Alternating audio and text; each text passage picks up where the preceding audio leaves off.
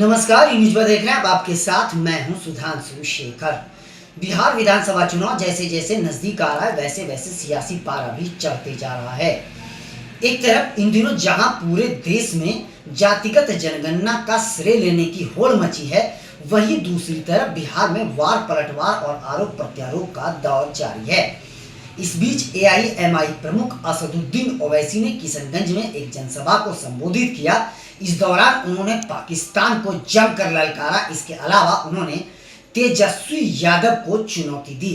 आपको बता दूं कि एआईएम प्रमुख असदुद्दीन ओवैसी ने तेजस्वी यादव को यह कहा कि जो हमारे चार थे वह तो भाग गए, लेकिन इस बार मैं चुनौती देता हूं तेजस्वी यादव को, आरजेडी को, कि इस बार भिखारी की तरह वह हमारे पास भागते हुए आएंगे।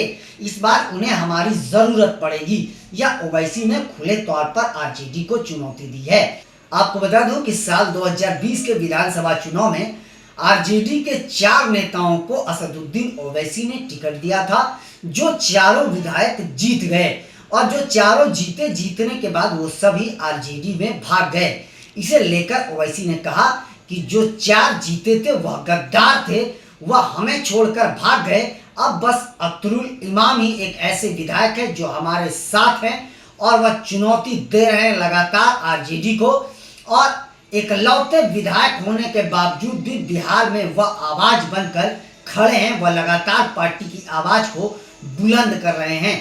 इसके अलावा ओवैसी ने साफ तौर पर यह तेजस्वी यादव को चुनौती है कि दम है तो इस बार जीत कर दिखाएं, क्योंकि जो 4 भगौड़े थे वे गद्दार थे, लेकिन इस बार भगौड़े हमारे पास नहीं होंगे और इस बार भी हम चुनौती देंगे।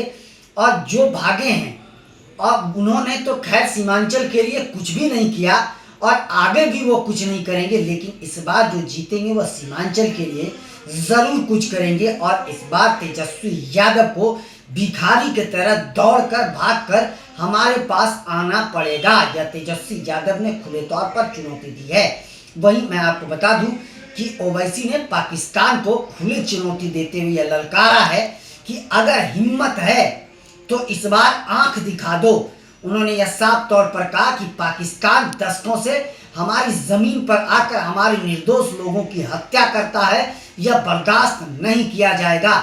ओवैसी ने खुले तौर पर यह कहा कि हमारी सरकार, नरेंद्र मोदी सरकार जो भी फैसला लेगी हम उनके साथ खड़े हैं। पाकिस्तान को बर्बाद करने के लिए सरकार का जो भी कदम होगा हम उस कदम के साथ हैं, हम सरकार के साथ खड़े हैं। पाकिस्तान ने इंसानियत की हत्या की है, पाकिस्तान ने मानवता की हत्या की है और कई बार करी है। और हमारे सरजमीन का उपयोग करके जो है वह पाकिस्तानी दहशतगर्दियों ने हमारे पहलगांव में 26 लोगों की जान ली है। यह बर्दाश्त नहीं किया जाएगा, हम कड़े शब्दों में जवाब देंगे। उन्होंने साफ कहा कि हम सरकार के साथ खड़े हैं और सरकार से यह उम्मीद करते हैं कि सरकार उन दहशतगर्दियों के लिए जरूर कोई कड़ा एक्शन लेगी और पाकिस्तान को सबक सिखाएगी।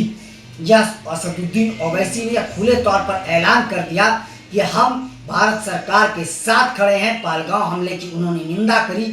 इसके अलावा मैं आपको बताऊं कि उन्होंने पाकिस्तानी आर्मी चीफ मुनीर को भी खुली चुनौती दी।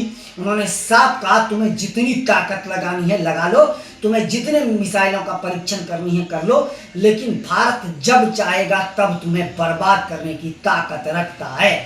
उन्होंने यह साफ तौर पर कह दिया कि तुम्हें जितना ताकत लगाना है, जितना मिसाइल का परीक्षण करना है करो, लेकिन भारत की ताकत तुम्हें भी पता है, जिस दिन भारत ताकत लगा देगा उस दिन तुम्हें बर्बाद करके छोड़ेगा।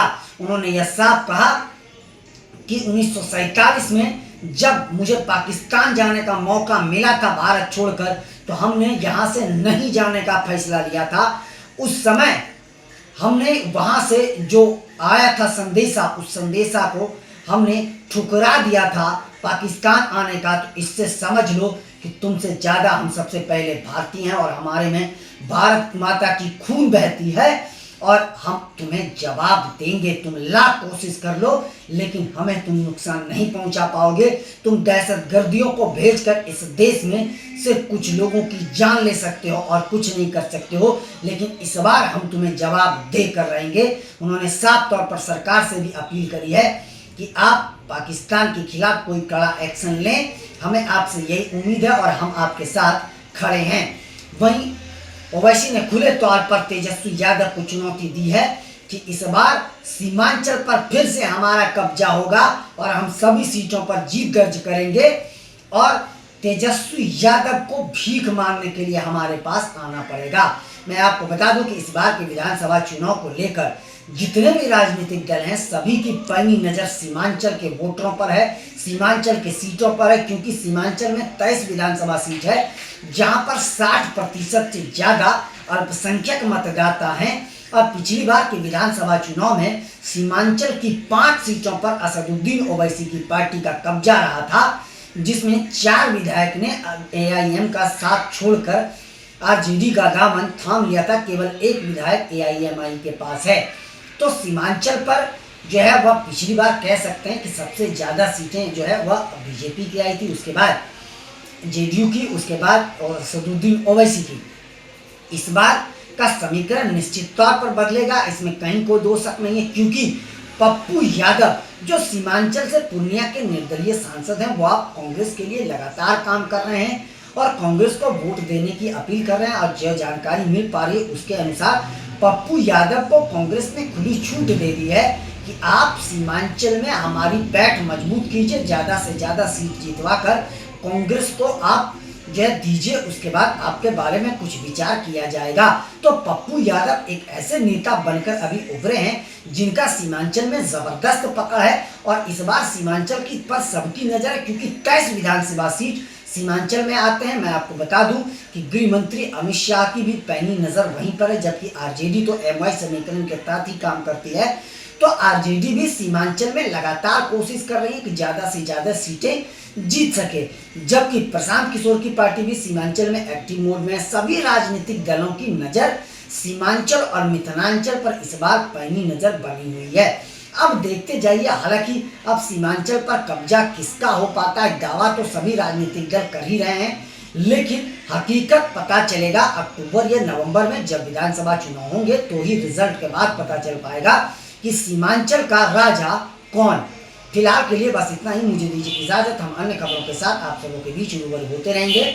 आप सबों से निवेदन है कि चैनल को आगे बढ़ाने के लिए लाइक शेयर सब्सक्राइब के साथ साथ कमेंट करना ना भूलें और आप लोग भी अपना बहुत ज़्यादा ख्याल रखें। तब तक के लिए मुझे दीजिए इजाज़त। आप सभी का शुक्रिया।